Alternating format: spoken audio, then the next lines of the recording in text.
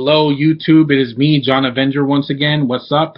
Welcome back to Robot Month, and this is my third entry. This is a movie, a sci-fi action thriller from 2004 that I really enjoyed. I watched it a few months ago, and it was worth it. I bought this for $3 at Best Buy, brand new, and it is a 2-disc special edition of an awesome Will Smith movie called I, Robot. Perfect for this month. It has the word robot in the title. This movie was a big surprise. Will Smith does a really good performance in this movie. It's a basic, straightforward story about how robots work for humans, and it takes place in the future, in the year 2035, which is about 2 decades from now. And the robots, they take matters into their own hands later in the film, and this is what a Transformers movie should have been: straightforward and not too long. Like, this movie is 114 minutes.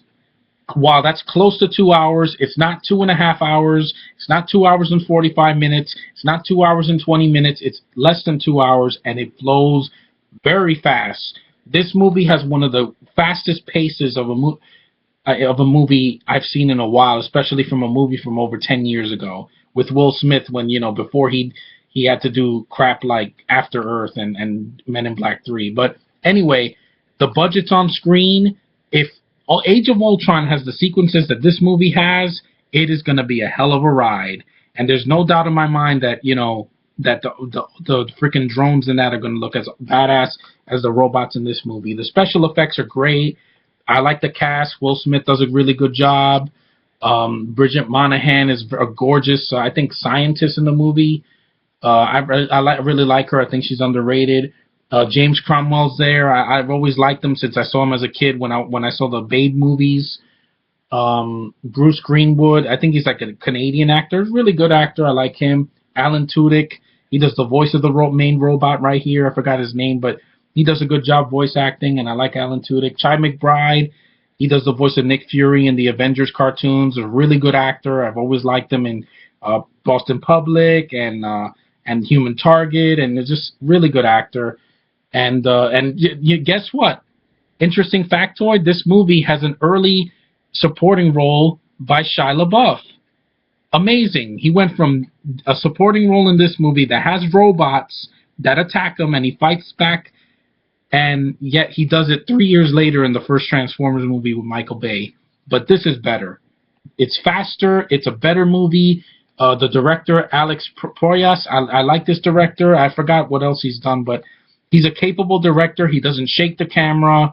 He gets a lot of wide shots that look beautiful. He knows how to shoot actors. He knows how to direct actors.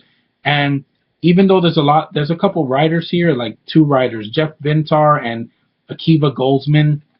They're better writers than Aaron Kruger, who did the Transformers sequels 2, 3, and 4.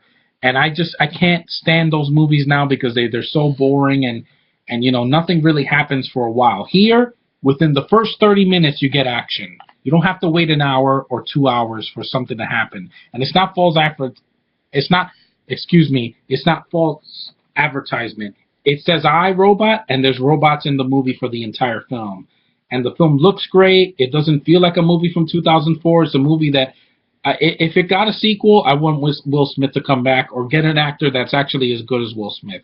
I don't want Kevin Hart doing the sequel to this, or some idiot like that, because this movie kicked ass, and a sequel, it might not be needed, but if they do it right and they get the director to come back and they have fun with it. You see, a fun movie doesn't have to be boring, Hollywood. It can be under 2 hours and we get the point. We don't need a movie that is full of padding and is way too long and has a lot of supporting actors that we don't give a shit about.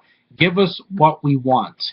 This did it, and I know Age of Ultron is going to do it as well, man. I can't wait. Just a few more weeks. But I, Robot, I would strongly recommend it. If you have not seen this movie, give it a watch. I would advise you to get the all-access collector's edition if it's on Blu-ray or DVD, whatever. See it, and there's plenty of features to keep you busy. This has like 2 or 3 commentaries, and I really want to hear them all. It's a kick-ass movie. It got like a 7 point something on IMDb. It got Rotten Tomatoes was like, I think they gave it a pass or they gave it a rotten, I don't know, but it did very well at the box office. I'm glad this was a hit. It was it was an awesome movie, just like Spider-Man 2 was back in that year. So iRobot kicks ass, and it's a great movie to watch during this month. So that's my entry number 3 in my Robot Month, iRobot. I hope you guys go watch it. If you haven't, don't waste your time with Transformers. Just watch this. This is how you do it right. Anyway, thanks for watching. Thanks for subscribing. Thanks for liking my videos and commenting. That's all that good stuff. It really boosts my self-esteem, and I will talk to you guys next time. Entry number 4 will be coming soon, so stay tuned. Later.